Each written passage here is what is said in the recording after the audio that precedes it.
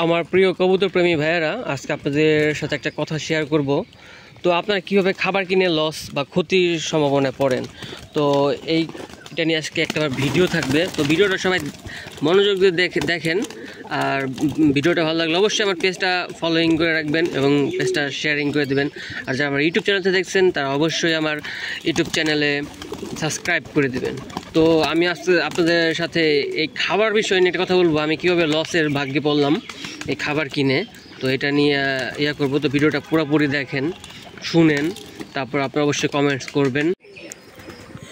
যখন এই যে আমি নতুন খাবার নিয়ে আসলাম, এখানে 10 কেজি আছে, 10 টাকার টেস্ট স্বরূপ এটা এখানে রাখলাম।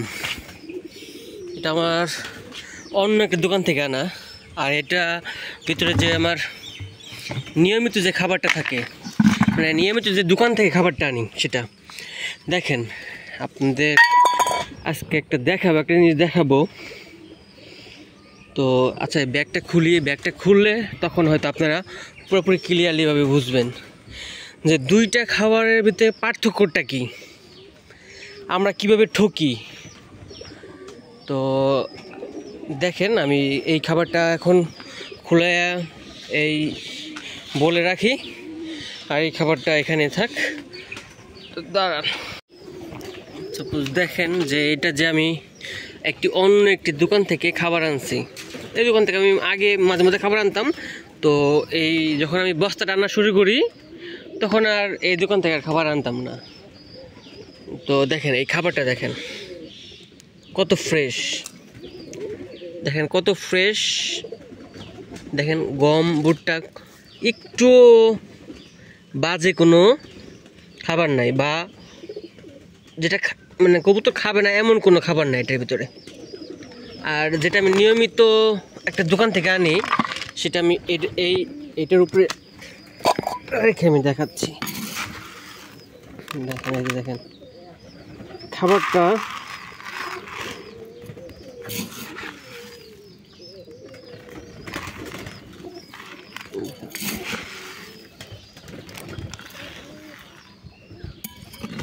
দেখেন, এই খাবারটা মানে কেমন দেখেন। এই দেখেন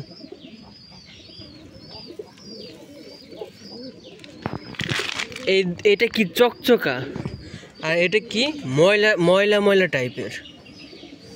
দেখেন এই যে ক্যামেরায় তো একটু ভালো দেখা যেতেছে, কিন্তু সরাসরি নিজের চোখে দেখলে তখন আর ভালো লাগবে না।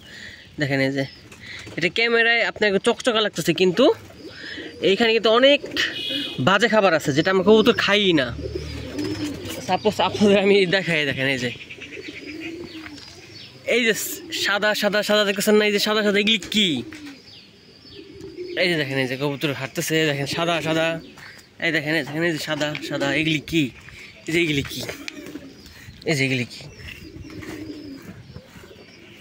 কি? এগুলি পাথর সাদা এগুলি হচ্ছে পাথর। আমি আগে যে খাবারটা আনতাম এক দোকান থেকে, তখন আপনাদের সবটা ক্লিয়ারলিভাবে বলি। মানে আগে যে খাবার আনতাম যে দোকান থেকে, আর কখনো দাম জিজ্ঞাসা করতাম না, ভাই কত টাকা বস্তা, কেমনি কি। খালি বলতাম যে আব্বুকে, আব্বু বস্তা শেষ হয়ে গেছে, খাবার শেষ হয়ে গেছে। বা আব্বুই বলতো যে খাবার শেষ হয়ে গেছে ওই দোকান থেকে, কী করবো? তো আমি বলতাম যে স্যার দোকান থেকে বলো বস্তা পাঠিয়ে দিতে। দোকানদার বস্তা গাড়িতে পাঠিয়ে দিত আমার বাসায়। তো দোকানদারের বস্তা, এই যে মানে আমার কবুতর খাই না ওই যে। আর পরে যে আমি কিনে আনছি এটা সেম একই প্রাইস। তো আসলে আমরা তখনই একটা দোকান থেকে যখন আমরা মূলত সবসময় একটা নিয়মিত খাবার কিনি, সেটা যেটাই হোক, নিয়মিত যখন আমরা যেটাই কিনি, একেবারে যখন কিনতে দেখা দোকানদারের সাথে সম্পর্ক ভালো হয়ে যায়, তখন আর কিন্তু আমরা দামাদামিটা এরকমভাবে করি না। তো আমি দামাদামি করতাম না। তো খাবারটাও খুব খারাপ আসছে, এর আগেরটাও খারাপ আসছে। তারপরও খাওয়াইছি কবুতরকে। ব্যাগ দেওয়ার মতো চিন্তা ভাবনা ছিল না তখন। যখন আমরা একটা দোকান থেকে নিয়মিত খাবার কিনি বা নিয়মিত যেখানে কিছু কিনি, তখন কিন্তু পরে কিন্তু আমরা দাম জিজ্ঞাসা করি না। তখন কিন্তু আমাদের কিন্তু মানে লস হওয়ার সম্ভাবনা বেশি থাকে বা হয়, সেটা আমরা হয়তো বুঝি না। বা বুঝলো সম্পর্ক ভালো থাকার কারণে আমরা বলি না। তো তারপর দোকানদার আমাকে দোকানদার আব্বু এই পাথরগুলি নিয়ে গেছিলো দোকানে, যে পাথরগুলি দেখালাম না, এই যে দেখেন না সব পাথর, এই যে এদিক দিয়ে পাথর, এই যে এদিক দিয়ে পাথর, এই যে এদিক দিয়ে পানি যায় না, পানি জমে গেলে এই যে এদিক দিয়ে পাথর, এই যে দেখেন এই যে পাথর। তো আব্বু যখন দোকানদারের পাথরগুলি নিয়ে গেছিলো, তো দোকানদার বলছিল যে আচ্ছা সমস্যা নেই, নিয়ে এসে পাল্টাই দেবো নি। পরে আব্বার বলছে থাক দরকার নেই।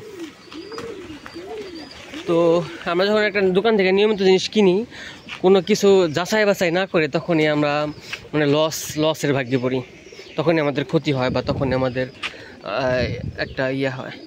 যখন আমরা একটা জিনিস কিনলে আশেপাশে সব জায়গা থেকেই জিনিসটা কেমন, দাম কেমন, সব কিছু যাচাই বাছাই করে কেনাটা আমার কাছে আমি বেটার মনে করি। তো আসলে মানুষ সব জায়গা থেকে শিখে।